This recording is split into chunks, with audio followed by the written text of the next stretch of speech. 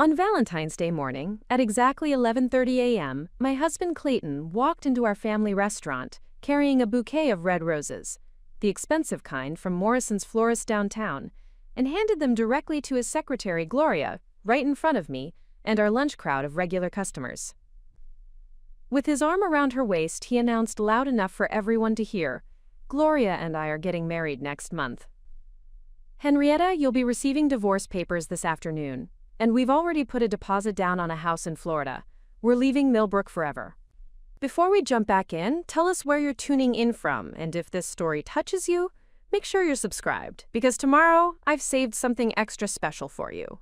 I couldn't help but smile because what Clayton didn't know was that 3 weeks earlier, I had discovered something that would change everything, and I had already set my plan in motion.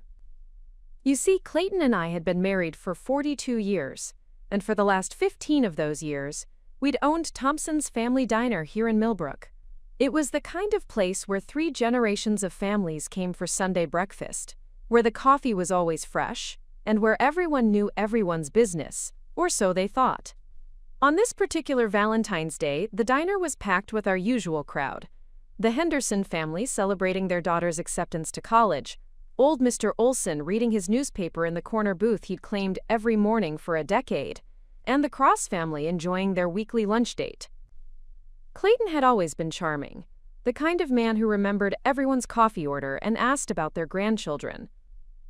At 67, he still had that silver-haired, distinguished look that made the ladies at church blush when he complimented their casseroles.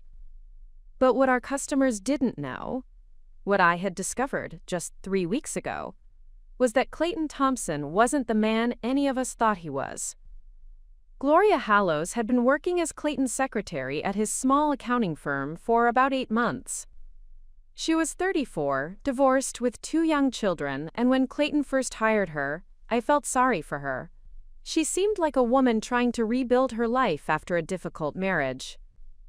I'd even invited her to our house for dinner twice, helped her find a good pediatrician for her kids, and given her some of my late mother's furniture when she was setting up her new apartment.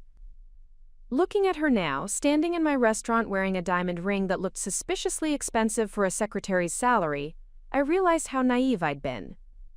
Her auburn hair was styled in a way that probably cost more than most people spent on groceries, and she was wearing a black dress that definitely didn't come from the discount stores where most single mothers shopped. "Henrietta," Clayton said, his voice carrying that condescending tone I'd grown to recognize over the years, "I know this is hard for you to understand, but Gloria and I have found something special. Something real. You and I, we've grown apart. We're more like roommates than husband and wife." The entire restaurant had gone silent. Mrs. Henderson was clutching her coffee cup so tightly, I thought it might shatter. Mr. Olsen had lowered his newspaper and was staring at us over his reading glasses. Even the kitchen staff had stopped what they were doing. "I've already spoken to my lawyer," Clayton continued, clearly enjoying the attention. "The house, the restaurant, everything will need to be divided fairly, of course. But Gloria and I, we're starting fresh. A new life in Florida, away from all this small-town gossip and negativity." Gloria shifted uncomfortably next to him, and for a moment, I almost felt sorry for her again. Almost. Instead of crying or screaming or throwing something, which is probably what everyone expected from a 65-year-old woman being publicly humiliated by her husband of 4 decades, I smiled. Not a sad, resigned smile, but a genuine, almost amused smile. "That's wonderful, Clayton," I said, wiping my hands on my apron and walking around the counter. "I'm so happy you chose today to make this announcement." Clayton's confident expression faltered slightly. "You're happy?" "Delighted," I replied, reaching into the cash register and pulling out an envelope I'd placed there that morning. "Because it means I don't have to pretend anymore either." The confusion on Clayton's face was priceless. Gloria looked between us, clearly sensing that something wasn't going according to whatever plan they'd discussed. "Pretend about what?" Clayton asked, his voice less certain now. I handed him the envelope. "Happy Valentine's Day, dear. Consider this my gift to both of you." Clayton opened the envelope with hands that weren't quite as steady as they'd been moments before. Inside were photographs, lots of them. Pictures of him and Gloria at restaurants in neighboring towns, at a hotel in the state capital, entering what appeared to be a real estate office together. "These are from last month," Clayton said, his face growing pale. "Actually, the oldest ones are from 6 months ago," I corrected. "Right around the time Gloria started working for you." Funny thing about hiring a private investigator, they're very thorough. The restaurant was so quiet you could hear the coffee percolating in the machine behind me. Gloria's face had gone white, and she was staring at the photos as if they might disappear if she looked hard enough. "Henrietta," Clayton started, but I held up my hand. "Oh, I'm not finished yet," I said, my voice still calm and pleasant. "You see, when you've been married to someone for 42 years, you notice when things change.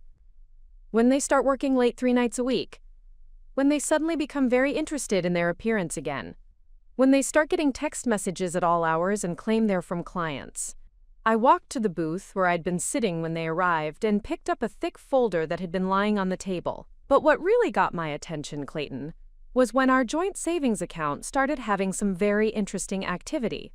I opened the folder and showed him the first page. Bank statements with highlighted transactions. $15,000 transferred to an account I'd never seen before. Another $8,000 the following month. And my personal favorite, a $25,000 withdrawal last week, the same day you told me we needed to cut back on expenses because business was slow. Clayton's hands were visibly shaking now. "Henrietta, I can explain." "I'm sure you can," I said. "But what I'm curious about is whether Gloria knows about the other accounts. The ones in different names. Or the property purchases you've been making. Or," I paused, savoring the moment, "the other women." Gloria's head snapped toward Clayton so fast I was surprised she didn't get whiplash. "Other women? Clayton, what is she talking about?" I smiled at Gloria, feeling something I hadn't felt in years. Complete and total control. "Oh, sweetheart, you have so much to learn about your fiancé. But don't worry, I'm about to educate both of you." The truth was, what I'd discovered 3 weeks ago was so much worse than a simple affair. And Clayton Thompson, the man I'd spent 42 years with, the man who'd stood beside me through my mother's funeral and my cancer scare and the birth of our grandchildren, wasn't the man any of us thought he was. But that revelation would have to wait for the next part of our story. I watched Clayton's face cycle through emotions as he flipped through the photographs. Denial, anger, panic. It was like watching a masterclass in someone realizing their carefully constructed world was crumbling. Gloria hadn't moved from her spot beside him, but I could see her mind working, processing what these images meant for her future plans. "How long have you been having me followed?" Clayton asked, his voice barely above a whisper. 3 weeks, I replied matter-of-factly. "Ever since I found the credit card statements in your office desk. The ones for the card I didn't know existed. Did you really think I wouldn't notice when our household budget got tighter while you were suddenly able to afford expensive dinners and hotel rooms?" I pulled out my phone and showed them both a photo I'd taken of the credit card statement. "Look at this line item here, February 2nd. $467 at Rosewood Inn. That's the same night you told me you were working late on the Morrison account." Gloria's face went even paler. That's where Clayton took me for my birthday." "Exactly," I said, giving her what I hoped was a sympathetic smile. "And this one, from January 15th, $580 at Delacroix Fine Jewelry, the same day you started wearing that lovely diamond ring." "You see," I continued, walking back behind the counter where I'd spent countless hours over the past 15 years. "When you've been married as long as we have, you develop certain instincts. So I called my nephew James. You remember James, Clayton? My sister's boy who became a private investigator up in the state capitol?"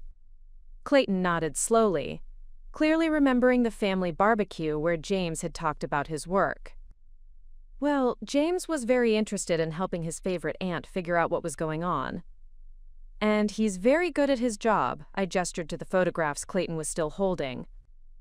"He also has connections with some very interesting people, financial investigators, computer specialists, that sort of thing." I reached under the counter and pulled out another folder, this one much thicker than the first. Preparing and narrating this story took us a lot of time, so if you are enjoying it, subscribe to our channel. It means a lot to us. Now back to the story. James discovered that you've been very busy these past few months, Clayton. Much busier than I ever imagined. Gloria finally found her voice. What kind of busy? I opened the second folder and spread several documents across the counter where both of them could see. Bank statements, property deeds, loan applications, all bearing Clayton's signature, but many with names I didn't recognize. For instance, I said, pointing to a bank statement, this account was opened 4 months ago in the name of Clayton Cross. Interesting choice of surname, don't you think? And this one here, Clayton Hallows.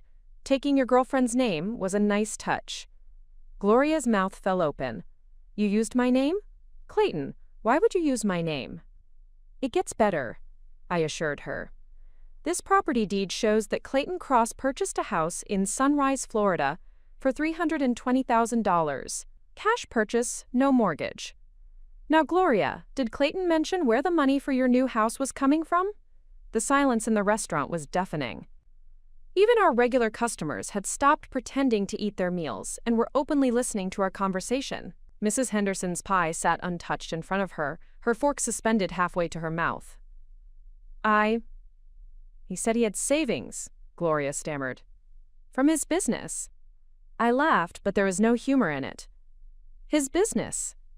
Yes, let's talk about his business. I pulled out yet another set of documents. Thompson Accounting Services has been having some very interesting financial fluctuations lately. Large deposits followed immediately by withdrawals. Money moving in and out so quickly that it would be almost impossible to track unless someone was specifically looking for it. Clayton had gone completely silent, his face a mask of resignation and growing panic. You see, Gloria, when Clayton told you he was an accountant, he wasn't lying exactly. He does manage people's finances. He just neglected to mention that he's been helping himself to those finances for quite some time now. I showed them a spreadsheet that James had prepared for me. 15 different clients, all elderly, all trusting Clayton to manage their retirement accounts and estate planning. And over the past 2 years, approximately $400,000 has been systematically transferred from their accounts into various accounts controlled by your fiancé. Gloria sank into the nearest chair. You've been stealing from old people? Not stealing, Clayton said quickly, finding his voice again. Borrowing. It's temporary. I was going to pay it all back once the Florida property appreciated in value. Borrowing, I repeated, my voice dripping with disbelief. Is that what you called it when you borrowed the money from our restaurant's business account to cover your gambling debts last year? Or when you borrowed the funds from my mother's estate without telling me? That got Gloria's attention. Gambling debts? I nodded grimly. Oh yes, we haven't discussed Clayton's little hobby yet. James was very thorough in his investigation. 3 nights a week at River Ridge Casino, sometimes more on weekends. Poker, blackjack, sports betting. Our Clayton has quite the addiction. I pulled out printed records from the casino's player rewards program. According to their records, Clayton Thompson has lost approximately $67,000 over the past 18 months. Money that came from our joint accounts, our business, and yes, his elderly clients' retirement funds. Clayton stood up abruptly. Henrietta, you don't understand. I had a system. I was winning more than I was losing until recently.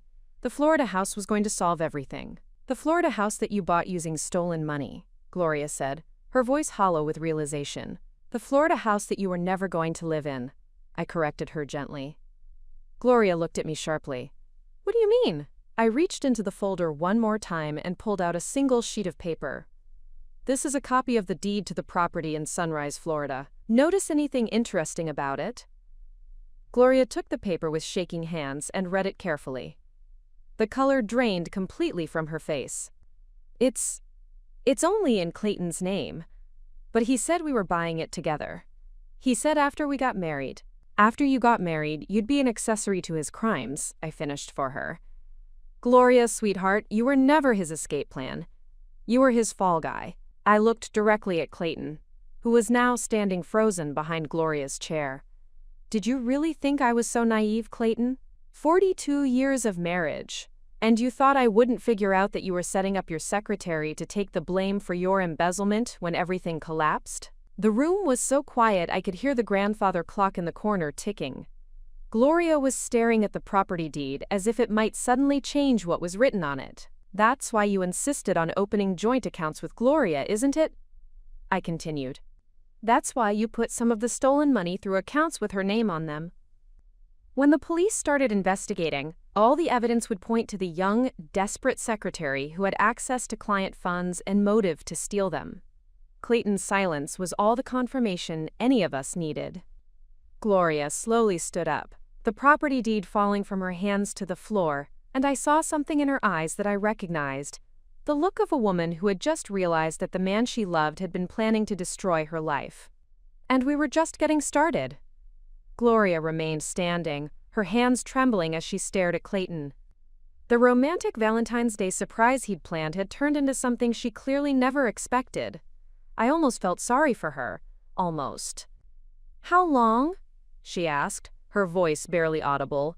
"How long were you planning to frame me?"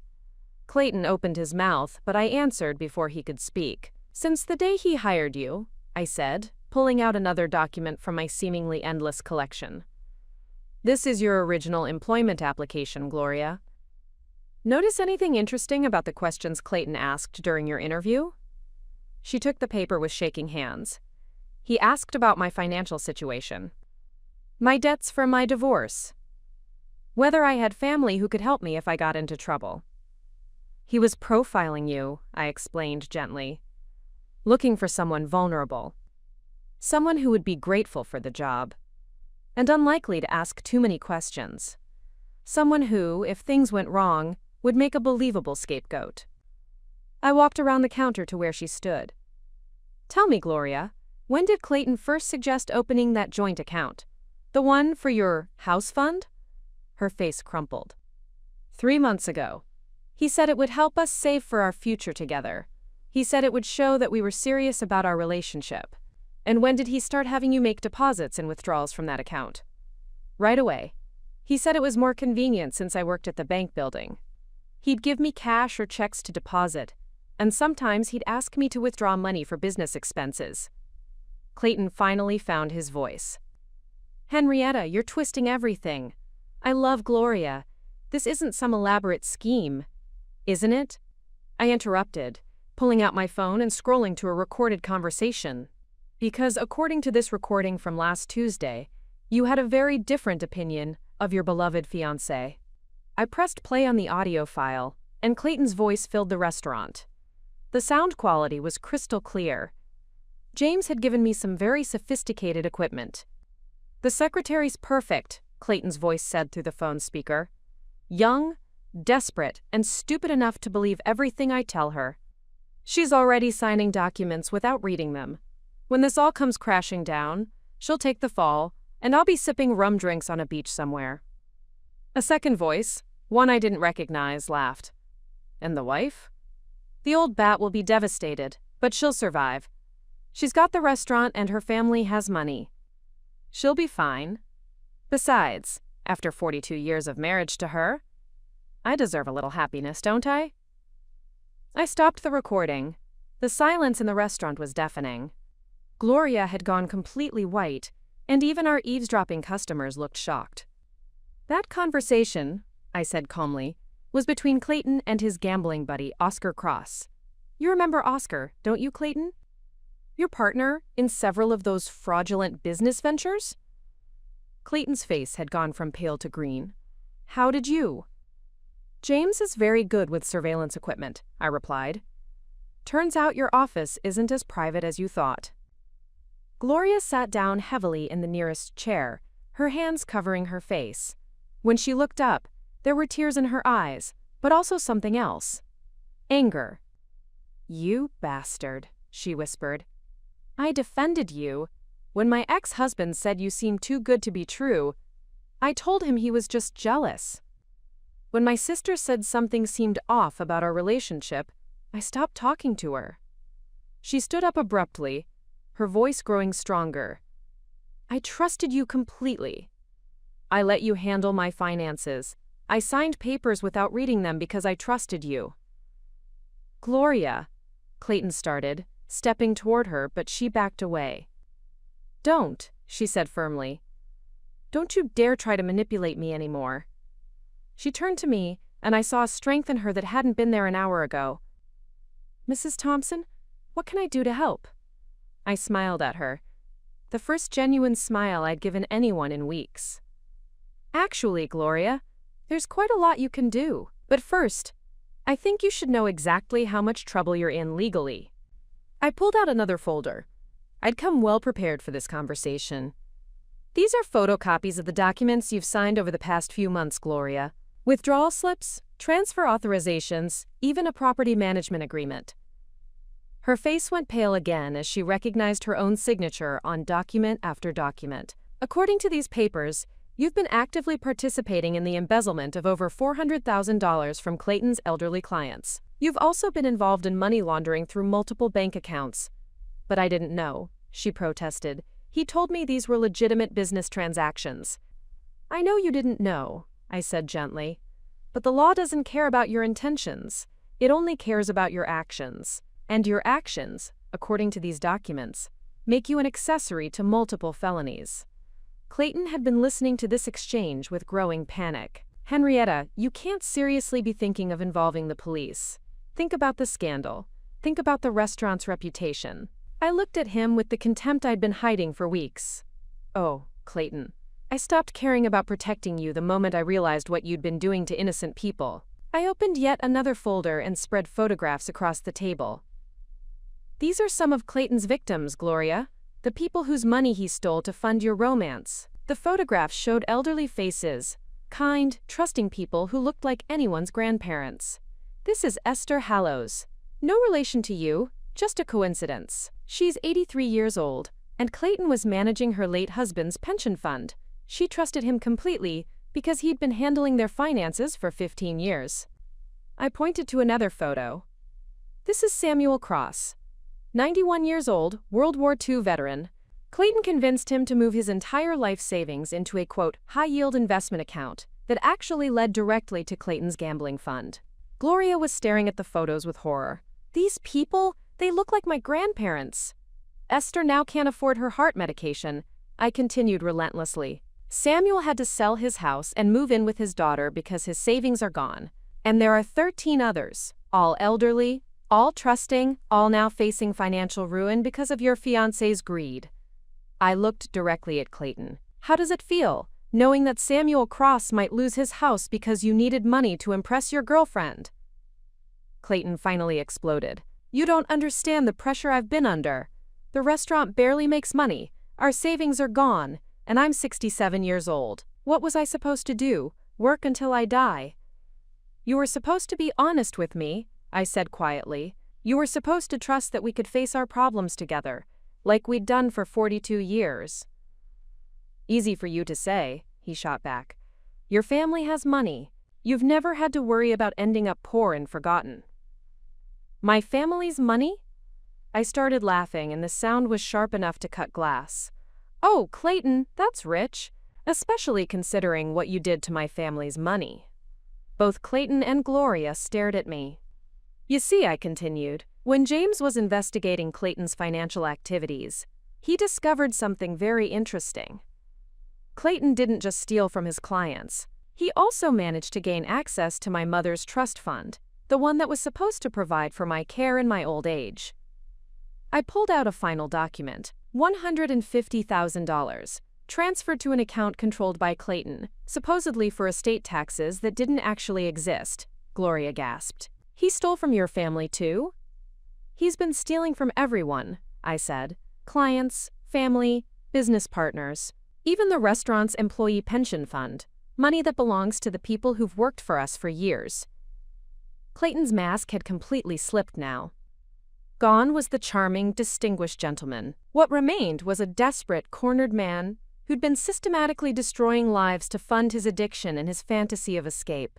"But here's what neither of you know yet," I said, checking my watch.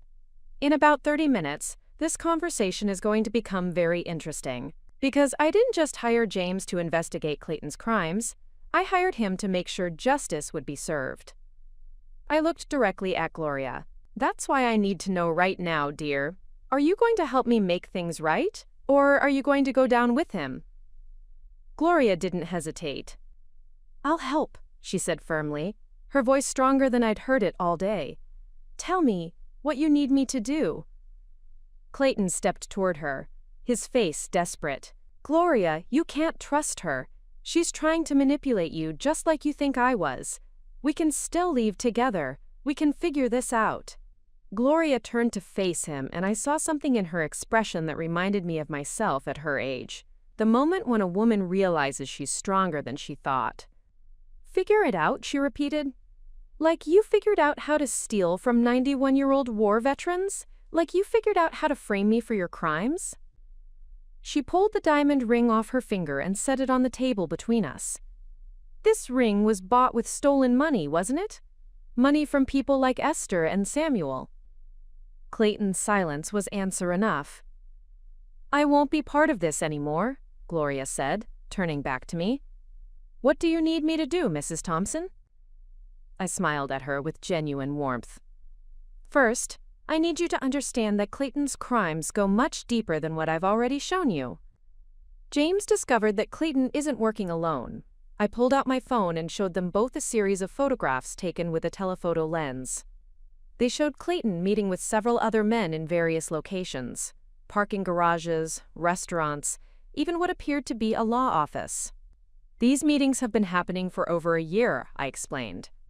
Clayton is part of what James calls an, quote, elder fraud ring, a group of professionals who specifically target elderly clients with significant assets.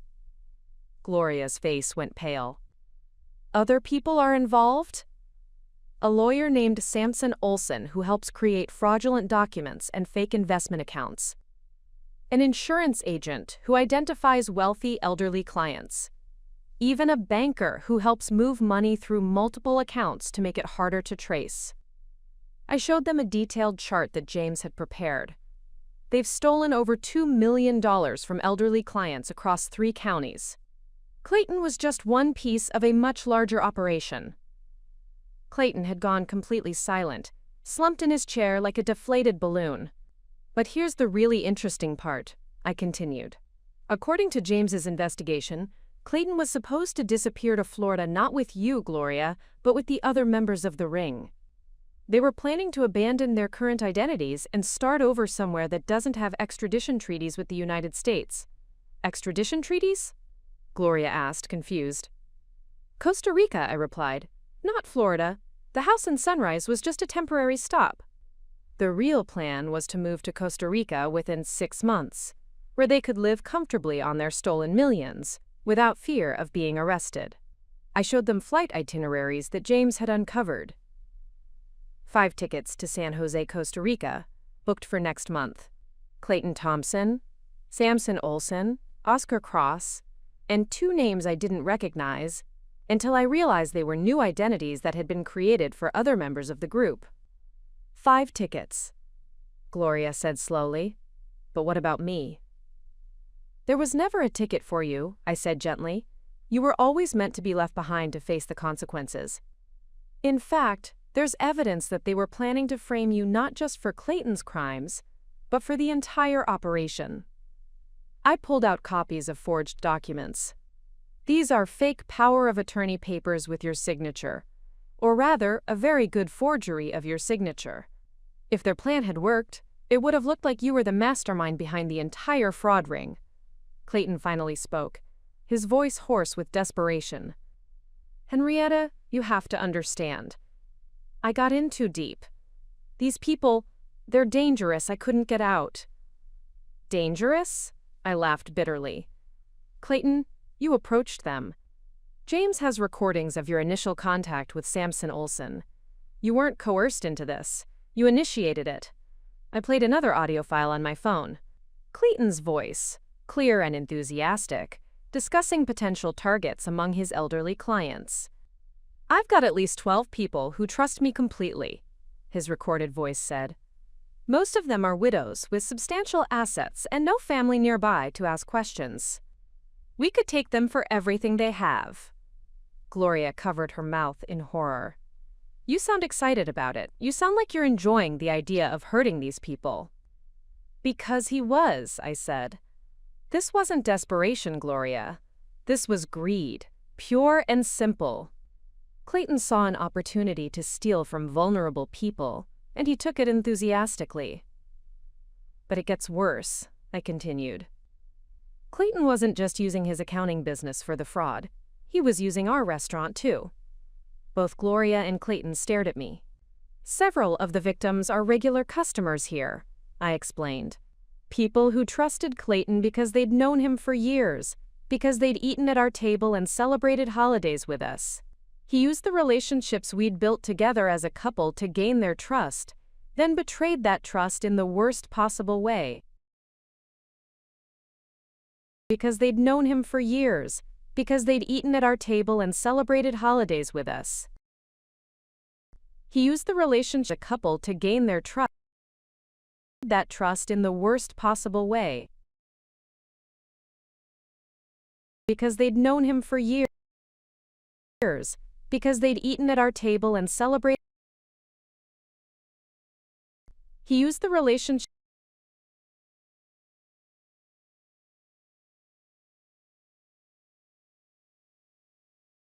because they'd known him for years,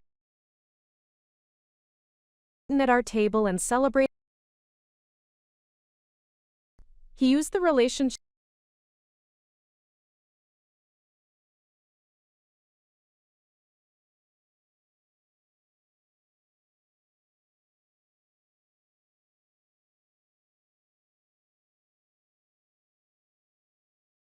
He used the relationship